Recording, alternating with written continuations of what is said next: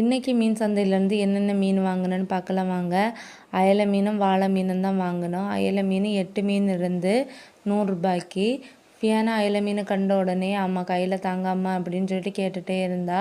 அதை அவளுக்கு கையில் கொடுத்தாச்சு. அவள் அதை வச்சு விளையாடிட்டே இருந்தா. ஆல்ரெடி சொன்னது போல் அவளுக்கு மீனை கண்டாலே ரொம்பவே ஹாப்பி ஆயிடுவா.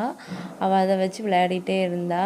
ஃபியானாளுக்கு தலையில் இருக்க கொண்டையை பாருங்கள். அவங்க பாட்டி கட்டி கொடுத்தது பூவை வச்சு விட்டுட்டாங்க.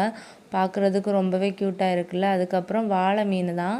வாழை மீனை பார்த்த உடனே ஃபியானா சொன்னா, அம்மா பாம்பு மீன் அப்படின்னு சொன்னால் நான் சொன்னேன், இல்லை இது பாம்பு மீன் இல்லை, இது வாழை மீன். சாப்பிட்றதுக்கு ரொம்பவே டேஸ்டியாக இருக்கு. நான் உனக்கு அம்மா கறி வச்சு தருவேன், நீ சாப்பிடணும்னு சொன்னேன். இல்லாமல் அது எரிக்கும், எனக்கு வேண்டான்னு சொன்னான்.